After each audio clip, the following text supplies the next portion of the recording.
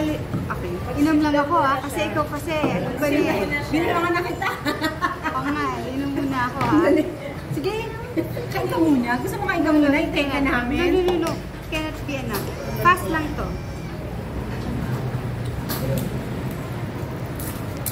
Okay. So, kumusta yung party ni Mr. M? May nakita ka ba doon na hindi mo?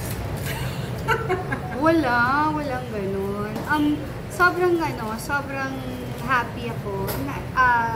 Kasi alam mo naman si Mr. MD, niya gusto yung mga events, diba? Oo nga. Siya, kahit nahilig niya gumawa ng event, ayaw naman niya pag siya. So, ang storya niyan, si Karen Pascual na sobrang bait talaga na we owe everything sa kanya yung gabing yun talaga. Kasi, kunyari, birthday niya kasi si Mr. M, Feb 11 pa ang birthday. Yes. So, ang pagpunta niya doon, akala niya, yung 100, stars of the night, parang ganyan, birthday surprise. para kay Karen. Tapos, ako na lang yung inaantay. Kasi from Okada, dumating, kasi walang room na sa Marriott. So, ako na lang yung inaantay. Nung pumasok ako, feeling dun na parang nag-isip si Mr. M, parang ba't si Claudine, parang hindi sila masyadong close ni Karen, ba't parang nandito si Claudine, parang ganyan. So si Martin umakit ng stage, tapos parang si Karen yung tapos doon na rin-reveal na para kay Mr. M. So nagulat talaga siya doon. So ang ganda nung gabing yun, kasi syempre nakasama ko ulit yung pamangkin ko, na nakakasama ko naman sa mga sa what you call this, na kasama ko naman sa mga family, mga gatherings namin, pero madalang lang naman talaga yun. So hindi kami talaga puro nagbibigay respeto siya, pero hindi kami nakakaroon ng chance. Nag-usap kayo? Yes. Nag-usap kami, ngayon una kasi yung WhatsApp, hindi ako, ang binubuksan ko lang talaga ay text. Hindi ako nag-open. Ang dami kasi Viber, Messenger, Telegram, WhatsApp. Ay, naguguluhan na ako. Eh ngayon, pamangkin ko si Dominique, sabi niya, parang WhatsApp na lang tayo, ganyan. So, sige, nag-open ako ng WhatsApp na hindi ko naman ginagamit. Tapos sabi rin ni Julia na, Mama, sabi ko, text me when you get home, WhatsApp daw. So, ayun na.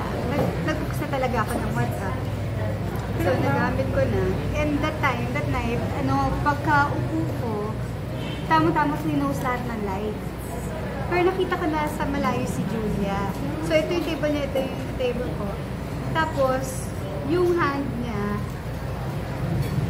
nag-ano na sa akin, parang, nag-pull na siya. Tapos, tumayo na siya. Tapos, siya unang lumakit? Oo.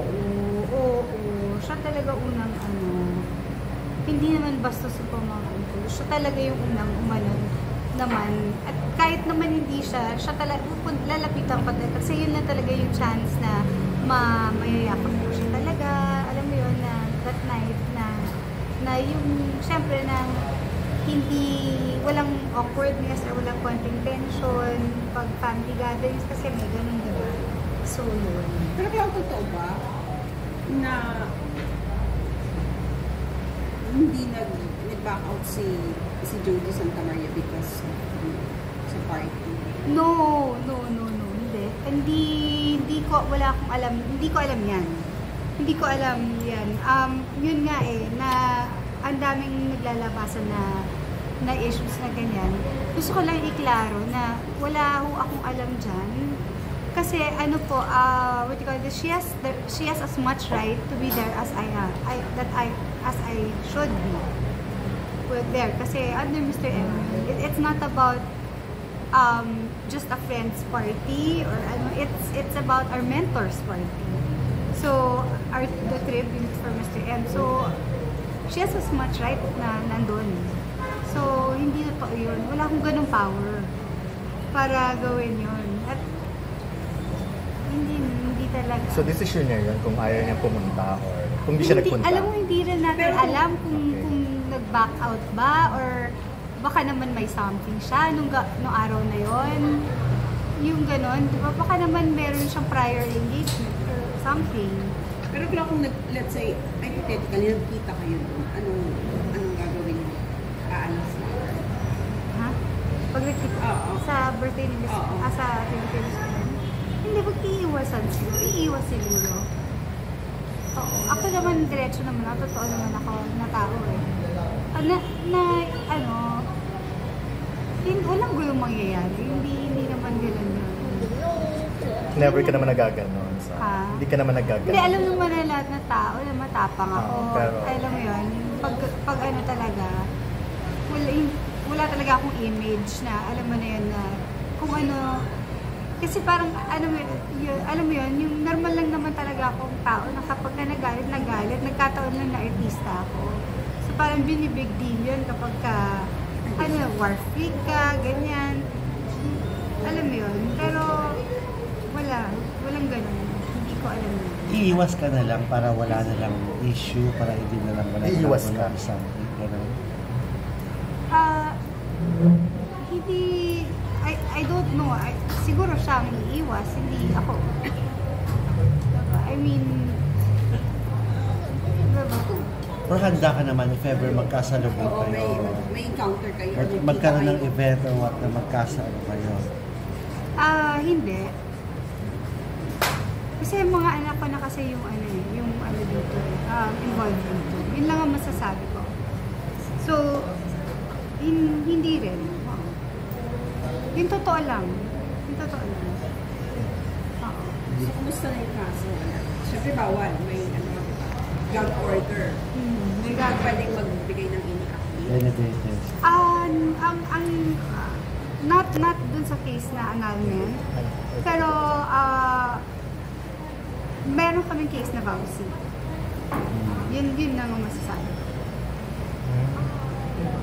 Hindi pwedeng magbigay ng Medyo delikado na yan eh. Malapit, malapit na. Lalabas rin naman yun. Pero kung kailan, hindi ko pa alam. Pero nag-ano na kami ng vowsy. Mayang payat mo lang. Bakit? Ba't mas pumayat ka? Pa? Mas pumayat ka, Oh. Ariana to. Direct Gabi, makasagot niyan. Oo. Kasi- Paano mo napilit si Claudine? Nagsushoot kami sa isang film namin, yung Imelda Papin. Oo. So, si Miss Claudine ang bida namin yun. Habang tulog Tapos ako. habang tulog siya, so rest si Ariana, so pinapa-arty ko. Kasi pagod eh. Nakita ko yung acting kiss ni Ariana. So, na-develop ko yung friendship ko dun sa... Actually, mas una kami naging close sa Ariana. At saka nila sa... Totoo ba? Tsaka ng mga babies ni ano. Kasi lahat ng shoot namin, kasama yung mga bata. So, ang ending, Ariana, sige. So, pinapa-arte. Usually yung mga bata, di ba ganun. Tapos yung sabi ko, we have magic curves. Then, when magic curves, sabi ko, kay Claudine, miss ko, baka na hindi ko kunin si Ariana. Kasi di ba sabi niya sa'yo, Miss I Clau, want to be an yung shirt mo. actress. Yung shirt mo. Ayan. Sabi mo diba, I want to be an actress, sabi niya sa'yo. Sabi niya sa akin, sabi ko, gusto mo talaga mag-artista? Sabi niya, yes, ito direct, I want to be an actress. O sige nga, try mo nga umiyak. Nakita ko yung... Umiyak agad siya. Tsaka yung iyak niya yung buo na luka. Makikita niyo sa pelikula, napaiyak din namin siya. Tinrain mo ba siya, Miss Clau? Hindi. Sabi ko talaga, actually ako ayoko talaga. Akala ko siguro sinasabi niya lang dahil yun ang nakasanayan niya nung makita ako na umaarte, ganyan. Kaya lang, yun nga sinabi niya kay Direk. Tapos, sabi ko, basta Direk, pagka hindi niya kaya umarte, bahala kayo wala ako dyan, ayoko makialam dyan. Siyempre ayoko kasi, ano pa siya, 27. So parang, feeling ko parang, siyempre she's too young to parang enter show business or to do movies. Ayoko yung puyatan, ayoko yung at saka mas mahirap kasi pag babae. Lagi ko sinasabi yun. Pero, na-remember ko at 11, 10 or 11, talagang pinipilit ko yung parents ko na mag-artista. Hanggang sa nag-hunger strike ako. So, grabe. So you're reminded of yourself kay Ariana. So sabi ko, sige, try natin. Pag nagustuhan niya, Tapos sabi niya, Mom, that's your birthday gift to me, your Christmas gift to me, ganun. Tapos sabi ko, oh sige. Sabi ko, direct ikaw na bahala. We haven't met the little boy. Si Ariana na-meet na namin ng baby. Pero What's his name? What's your name? shy pa. Okay lang. How old na siya? How do you know? Ay, kaya shy pa. Sabi pa bagong gising. Oo. Ano Pero ginagawa din, mo? anong condition mo lang for Ariana? Siyempre bata pa nga siya. Bawal pa siyang masyadong... Depende sa siguro sa script, sa director, sa producers, sino makakasama niya, anong role, anong mga roles niya. Yun yung siguro talaga walang puyatan, at saka yung syempre yung school niya. Homeschool kasi sila. Oh, okay. Gano'n rin naman nung napanood mo na siya kung arte, gano'n rin kayo pa-proud. Nagkameo ako, of course, syempre kasi ang shooting natin is in act of At may bagay. At may bagyo. Wait, Mrs. Clau, nakita namin pala, speaking of syempre, we're talking about the Barretos, yung video nyo ni Julia